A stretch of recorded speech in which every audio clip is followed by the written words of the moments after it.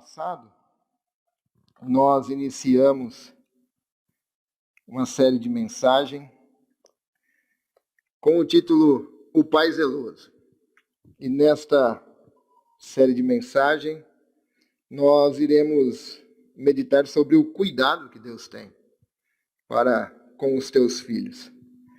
Então, semana passada, nós iniciamos, apenas para recapitularmos, quando a Bíblia diz sobre o zelo. E o zelo significa cuidado, esqueci da máscara. O cuidado e a preocupação que se dedica a alguém ou algo. Zelo é um cuidado e dedicação intenso por alguma coisa ou por alguém. Mas na Bíblia, a Bíblia vai falar várias vezes sobre a palavra zelo, e principalmente no Antigo Testamento. Na Bíblia, essa qualidade de diligência também aparece como um atributo de Deus, que preserva a sua santidade e retidão eternamente. Deus é um Deus zeloso. Deus é um Pai zeloso. Em toda a sua obra e no cumprimento da sua vontade soberana, Deus zela pelo teu nome, pela tua santidade. E isso está incluído no atributo de Deus. Mas todas as vezes que a Bíblia vai dizer sobre o zelo de Deus, a Bíblia nos leva a dois significados. Então nós falamos semana passada desses dois significados, principalmente no Antigo Testamento. Nós vamos ver quando a palavra usada por zelo significa ciúmes. E um dos versículos que nos mostra isso, um de vários versículos, está lá em Êxodo, capítulo 20, versículo 5.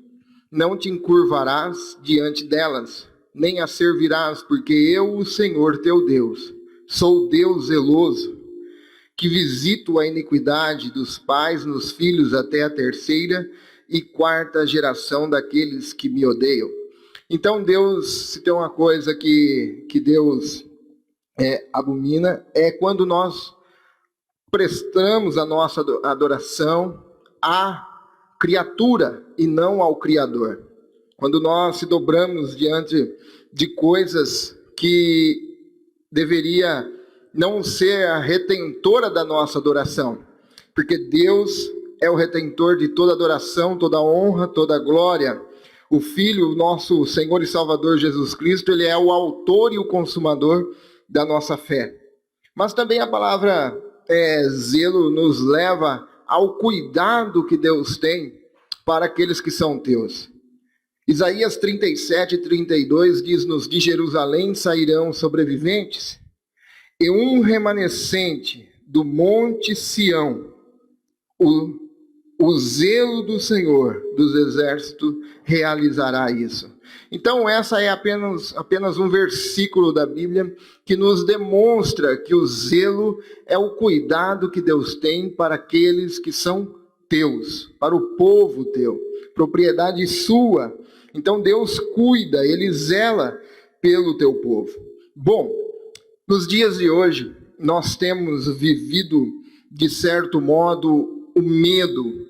O medo tem nos assustado, o medo tem apavorado pessoas, mas esse medo não é somente esse medo presente, mas também vivemos um tempo que as pessoas estão com medo concernente ao futuro.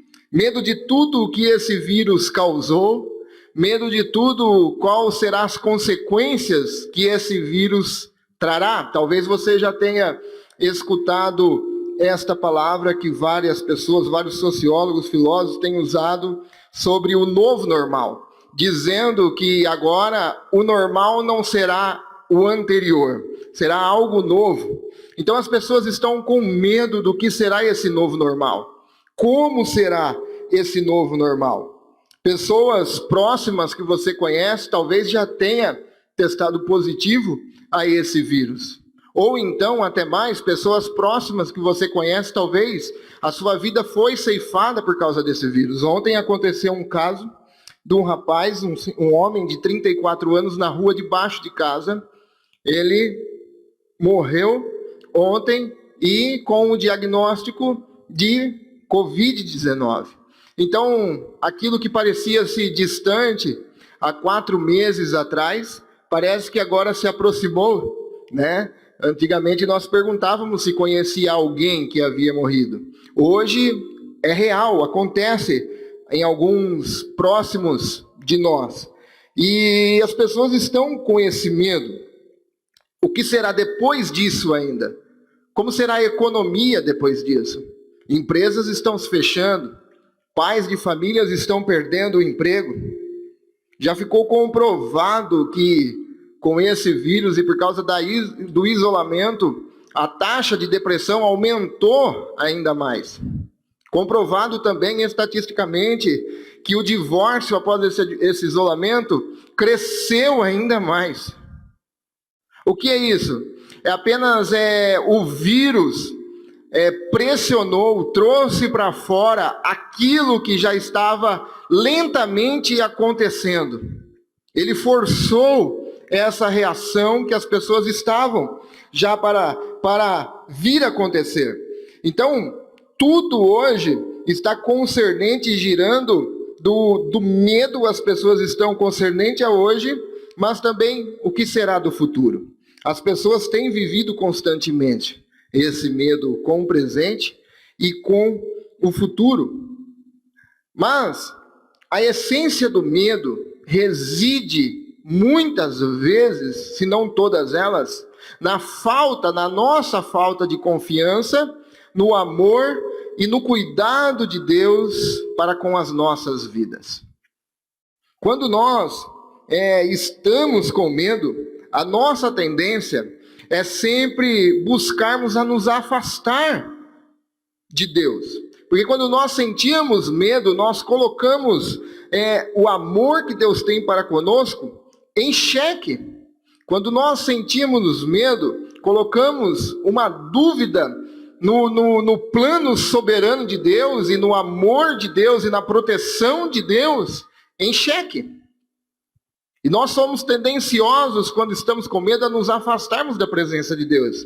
Nós vemos isso, claro, a primeira vez que a Bíblia relatou sobre o medo, Gênesis 3, versículo 8 ao 10, foi quando Deus chamou Adão no jardim, e Adão, vendo que estava nu, se escondeu. E ele diz: ouvi a sua voz e tive medo. A tendência do homem é que todas as vezes que tenham medo, é que busque se afastar da presença de Deus. Então hoje nós iremos meditar sobre a confiança no Pai zeloso. O Pai zeloso, ele é digno de toda confiança. Nós devemos depositar a nossa confiança, aquilo que nos preocupa, aquilo que nos dá medo, tem que ser depositada no Pai zeloso. Então nesta manhã nós iremos meditar na palavra do Senhor sobre confiança no Pai zeloso. E o texto que nós iremos meditar nesta manhã está em Salmos, versículo 23. Salmo não tem capítulo. Salmo 23, 1 ao 3. Salmos 23, 1 ao 3. Creio que muitos irmãos sabem decor este salmo. Mas nós não iremos lê-lo nessa manhã inteira. Iremos apenas fazer uma breve meditação no versículo 1 ao 3, onde nos diz assim a palavra do Senhor. Você conhece esse salmo. Você sabe decor este salmo. Mas eu lhe convido a lê-lo em voz alta aí na sua casa nesta manhã e dizer: o Senhor é meu pastor e nada me faltará. Ele me faz repousar em verdes pastos e me leva junto de riachos tranquilos. Renova minhas forças e me guia pelos caminhos da justiça. Assim, ele honra seu nome. Amém? Vamos fazer uma oração? Senhor Deus, maravilhoso e eterno Pai, em nome de Jesus, Pai, iremos meditar na Tua palavra nesta manhã. Fala conosco nesta manhã, Senhor. Precisamos ouvir a Tua voz. Somos carentes, Senhor, de Ti. Carentes de ouvir a Tua voz mansa e suave sobre nós, Senhor. Fala conosco, Pai, em nome de Jesus. Amém. Meus irmãos, o Salmo 23 provavelmente o texto mais conhecido e querido de todos. Muitos carros você vê e vem logo o primeiro versículo adesivado em alguns carros. Em algumas casas que você for, a Bíblia está aberta no Salmo 23. O Salmo 23 é belo, seja ele entoado como hino com instrumentos, ou seja ele apenas recitado por uma criança. Quando lemos o Salmo 23, damos asas à nossa imaginação e parece que entramos na história e conseguimos ver as figuras do pastor, a figura do ovelho, os pastos verdejantes, os riachos tranquilos, o pastor protegendo com teu cajado. Quando lemos e entramos na história, parece que fica nítido o cuidado do pastor com as tuas ovelhas. Entretanto, não podemos lê-lo sem levar a atenção para a pessoa de Cristo Jesus, que no Evangelho que escreveu João, capítulo 10, versículo 11, ele disse: eu sou o bom pastor. E quando nós lemos e entramos na história e vemos este pastor cuidando desta ovelha, conduzindo esta ovelha, levando a lugares tranquilos, a ovelha se sentindo segura ao pastor, nós nos lembramos de Jesus Cristo, nosso Senhor, que é o nosso pastor, que também nos leva a lugares tranquilos, com paz e segurança. De fato, esse salmo é bem conhecido. Mas uma coisa é que muitas pessoas conhecem este salmo do bom pastor. Muitas pessoas até recitam o salmo do bom pastor. Várias casas têm a Bíblia aberta no salmo do bom pastor. Mas algumas destas pessoas talvez não conheçam o bom pastor do salmo.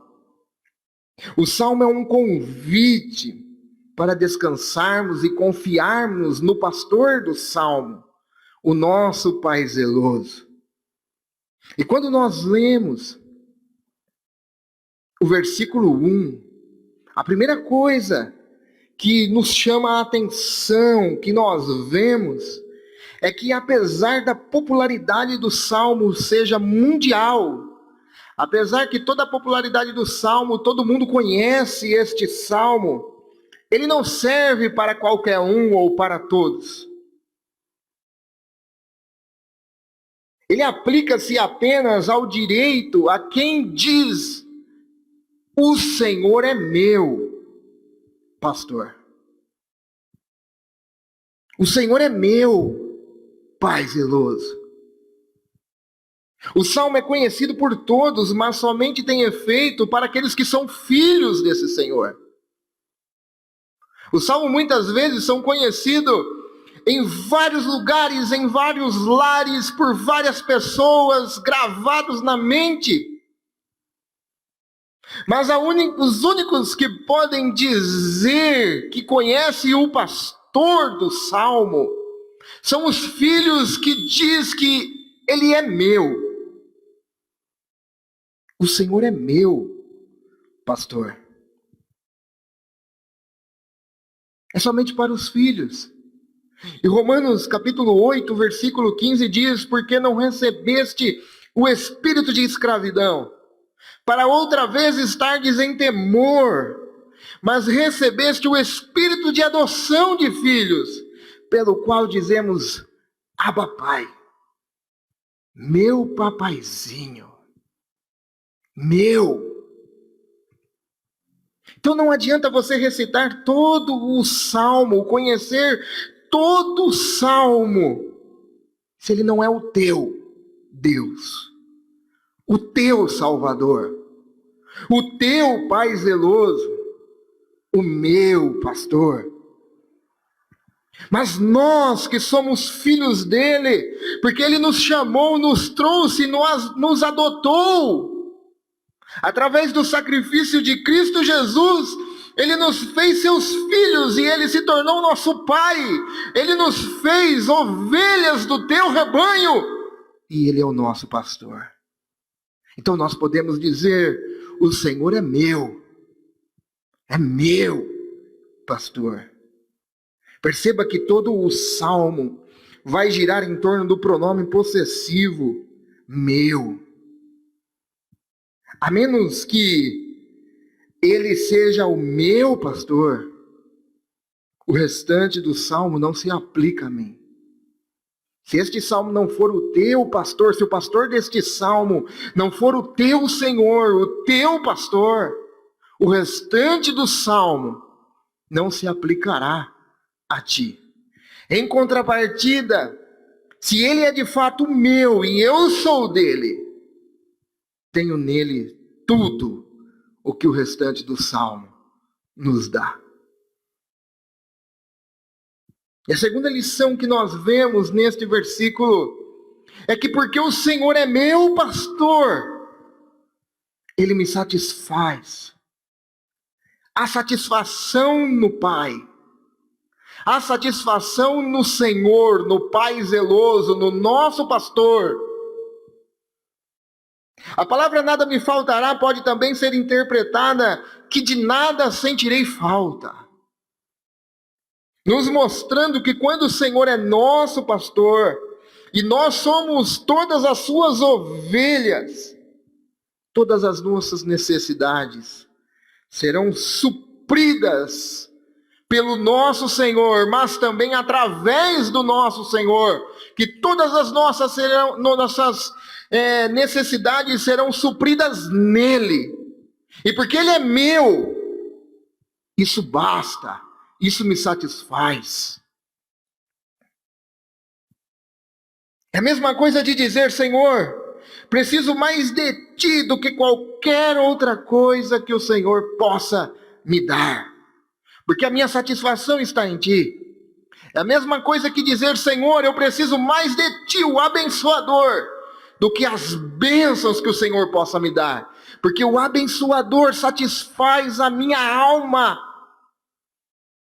E todos aqueles que são ovelhas deste rebanho, deste pastor, pode dizer: Senhor, o Senhor é meu, e a minha satisfação, Senhor, está em ti, porque todas as minhas necessidades são supridas em ti.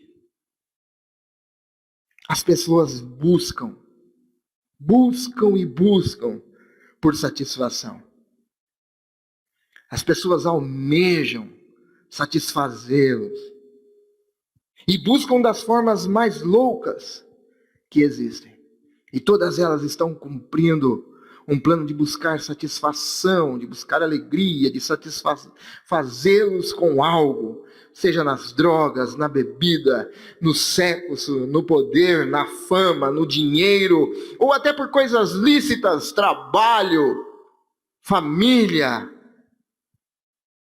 coisas lícitas. Mas a nossa satisfação está no nosso Senhor. A nossa satisfação plena, a nossa satisfação completa está somente no bom pastor de nossas almas. Outras coisas não satisfazem esse desejo e ela torna a voltar esse desejo. Mas quando nós nos satisfazemos no pastor, no bom pastor, essa satisfação é plena. E aí nós dizemos: de nada, de nenhuma necessidade, sentirei falta. Nada me faltará. No versículo 1, então, temos a junção do possessivo meu pastor. O Senhor é o teu pastor. Ele é meu pastor. E o versículo 1 nos mostra a junção do meu com a satisfação que há nele, porque ele é nosso. E porque ele é nosso, isso já nos basta. Isto nos satisfaz. Martinho Lutero disse certa feita: quando podemos dizer o Senhor é meu pastor, também podemos afirmar que de nada nós sentiremos falta, porque ele é nosso pastor. O versículo 2 é um convite. É um convite para descansarmos, para repousarmos, para confiarmos nele. Semana passada nós falamos aqui sobre entregarmos todas as nossas preocupações ao Senhor. Sobre entregarmos tudo aquilo que nos incomoda, que nos preocupa, ao Pai zeloso. 1 Pedro, capítulo 5, versículos 6 ao 7. Porque ele tem cuidado de vós. Ele não cuidará, mas ele já tem cuidado.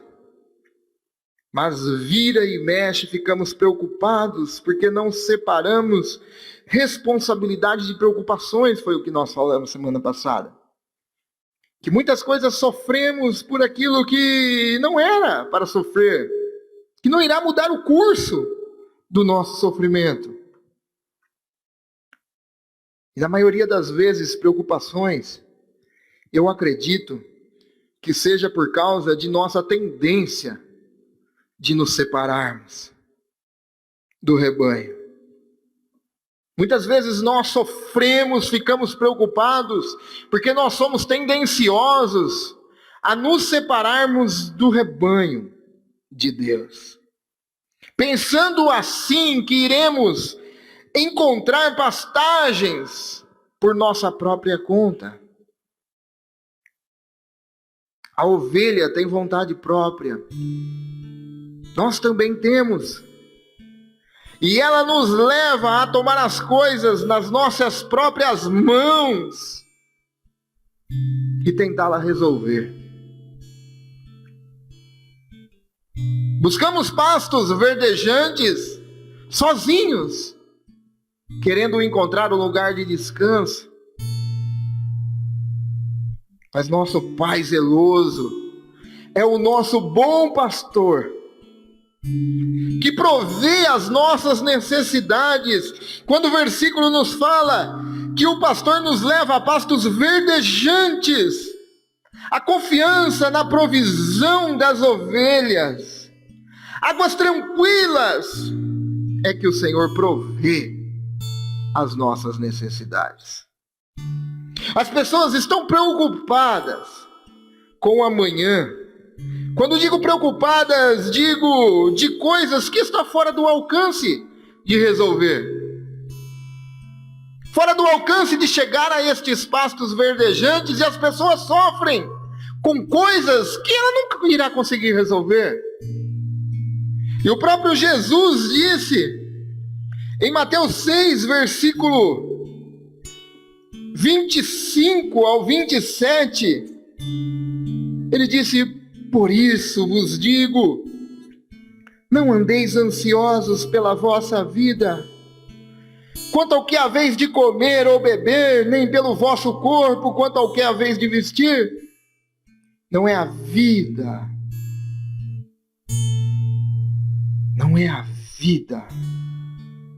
mais do que o alimento e o corpo, mais do que as vestes. Observai as aves do céu, que não semeiam, não colhem, nem ajuntam em celeiros. Contudo, vosso Pai celeste a sustenta porventura. Olha, não valeis vós muito mais do que essas aves?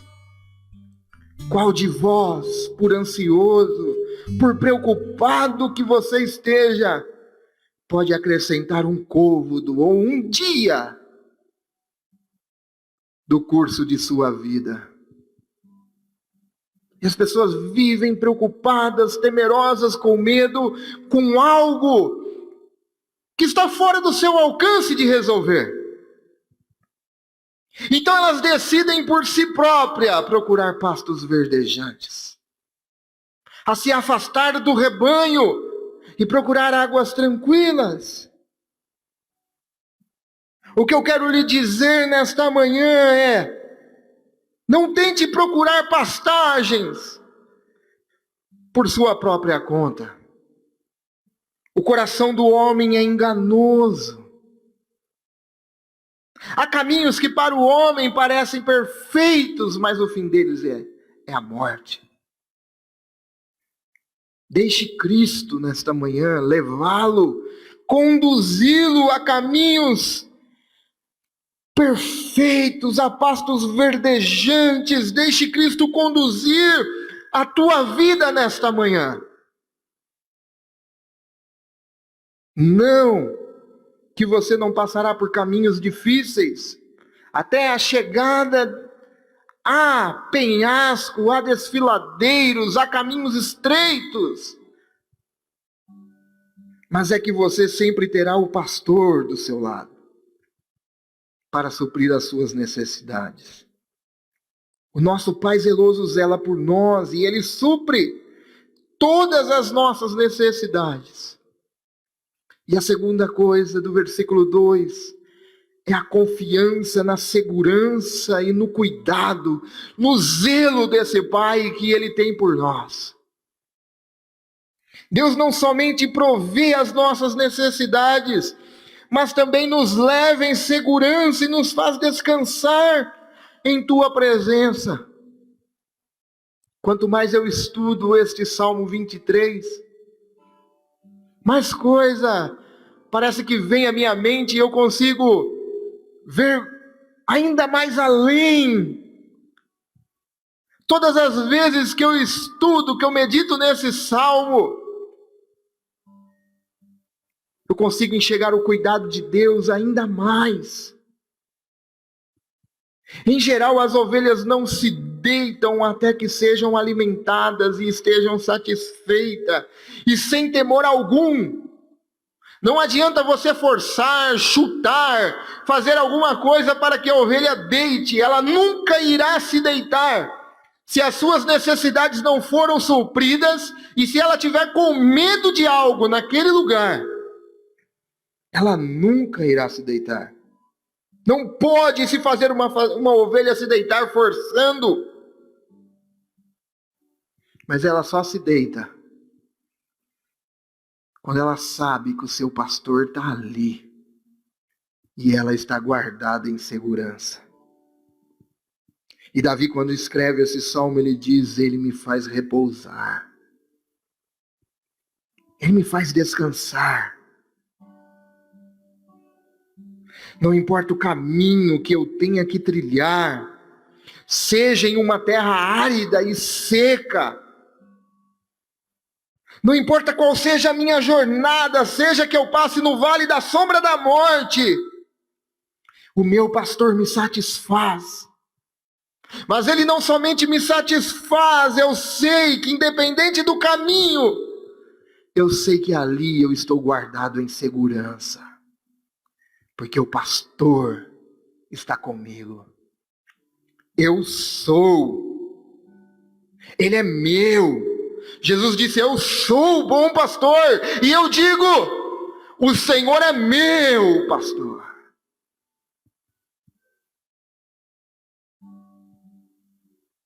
Eu não quero lhe prometer nesta manhã uma vida cristã fácil. Não é isso. Eu não lhe prometo nessa manhã uma vida de ausência de problemas. Não é isto. Eu não lhe prometo que você não vai ter enfermidade, que talvez você não venha ficar desempregado. Não é isso que eu estou falando para você.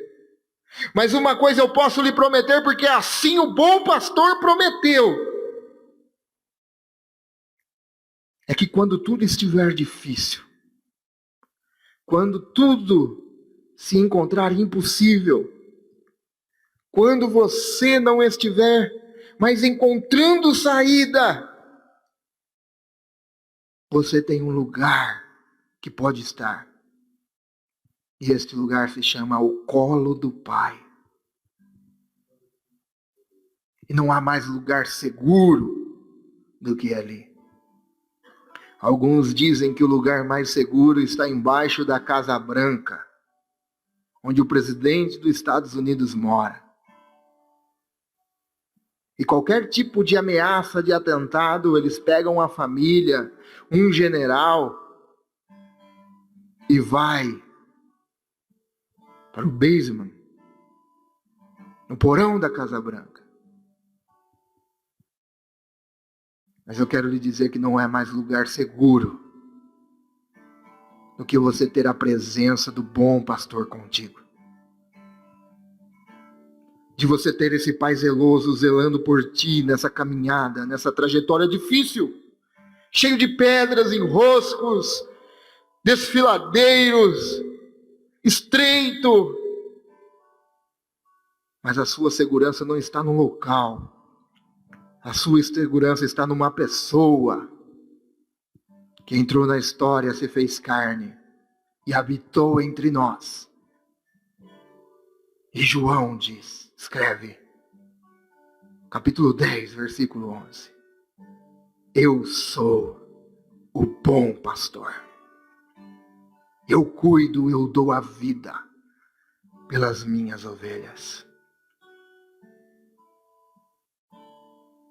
Você terá sempre um lugar seguro para repousar. Você terá sempre um lugar seguro na presença do Pai para descansar. E Ele te conduzirá à sua morada em segurança. E eu concluo